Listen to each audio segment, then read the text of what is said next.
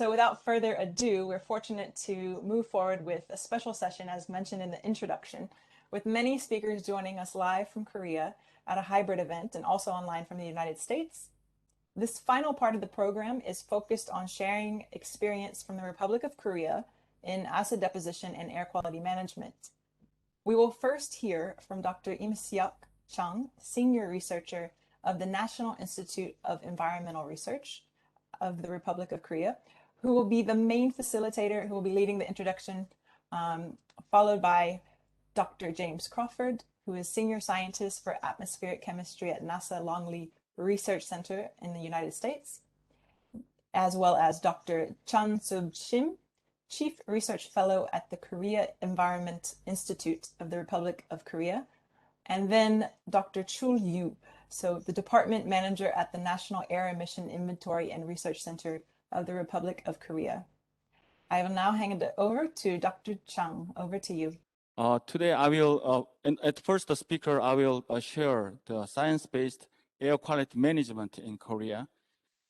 Air quality in 1980 looks like this. Industry, especially stacks, emit black smoke without any prevention facility. Diesel vehicle exhaust gas has the black smoke in the pipe, and residential heating use solid fuel without any prevention facility. That's why we have very high SOx and carbon monoxide TSV concentrations in 1980.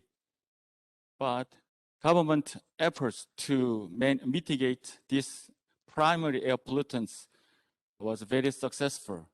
The concentrations of these pollutants has declined rapidly from 1982 to 2014. During the process, the ban of solid fuel was enacted, and then recommended to replace to clean fuel, such as CNG, LPG, LNG like this. With the help of this fuel control policy, we recovered fresh air. But new air pollution issues has emerged. This air pollution is not directly emitted. It is formed in the atmosphere, so it is hard to control, because just to control one species does not solve this problem. So we need to make a very complicated, sophisticated pollution control strategy. This figure shows that how PM25 concentrations has become a new threat to public health in Korea. In the 1990, the PM2.5 concentrations in Korea was ranked 7th among OECD countries. 2015, we are 2nd. So worst, it is one of the worst PM2.5 concentrations have in Korea. Also still, acid rain is ongoing. We have a good collaborations with the EANET from 1990, and then we combat with the acid rain, and we start to monitor the pH of acid rain. So this figure shows the time record of acid rain problem. pH of acid in precipitations in Korea still just above the pH critical level, 5.6. Half of the country still suffer from the acid rain, and the other half just slightly pH exceeding critical level. So still, still acid rain is still ongoing in Korea. So we need to maintain our concern on acid rain. Yeah, next, our Korean government, Korean government is to managing PM2.5 concentrations. It will be presented by the other two speakers. Yeah. And today I will talk about the PM2.5 emergency measures, because public are more concerned about annual mean concentration, not annual mean concentration, but emergent PM2.5 pollution event. When the PM2.5 concentrations rise up the critical level, all the media will deal with this emergence, this PM2.5 pollutions. I will talk about the diagram of PM2.5 emergency measures. PM2.5 pollutions composed of 4 factors: regional background, national background, urban background, and local pollutions. These local pollutions forced PM pollution exceed in critical level. In Korea, we set 50 microgram per cubic meter for PM2.5 emergency. So if we control these local pollutions, we can lower down the pollution level below the critical level.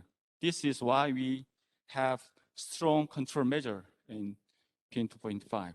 When PM2.5 alarm is a lot, the car plate with the even number or odd number will be banned to operate in the urban, and some workplace are recommended to reduce the industrial activity more than as usual. Also, government will have more inspection on the workplace. That's why that's what we are doing in the emergency situations. This is one outcome we have during the emergency control measures. So we last December and then during January, this figure shows the change of concentration of PM2.5 without emergency measures. So this figure shows that emergency measures are still effective. There's still some debate on how much this control measure is effective. We have some evidence of the effectiveness of emergency measures. But as you know, the PM2.5, the secondary product, is formed through a very complicated photochemistry at the ambient air. So there are 4 primary reactants to form the PM2.5: NOx, SOx, ammonia, VOC. So just regulating one species cannot solve the PM2.5 pollution problem. So we need to make a strategy how to mitigate these 4 primary reactants to solve the PM2.5 pollution problem. So that's why we have built a campaign to investigate the controlling factor for PM2.5 pollutions.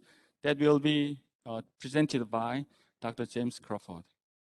This is one example how to monitor air pollution in Korea.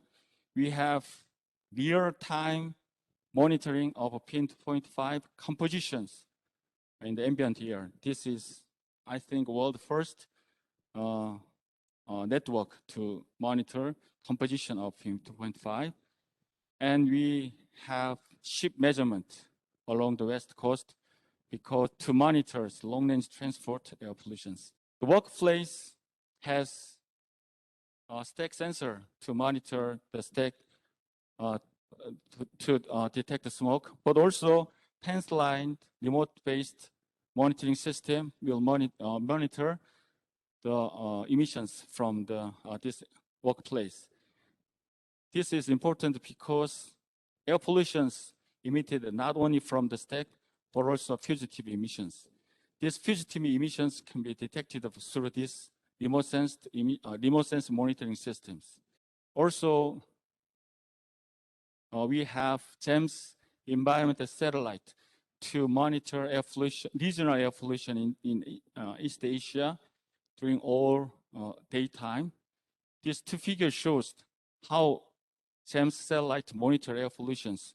It detects evolution of air pollutions, or it detects transport of air pollutions by hour to hour. So we can see where emission comes from, to where the emission of pollutions go. So these informations will provide very important information to policymakers. Yeah, I believe science and technology can solve this air pollution problem. Thank you.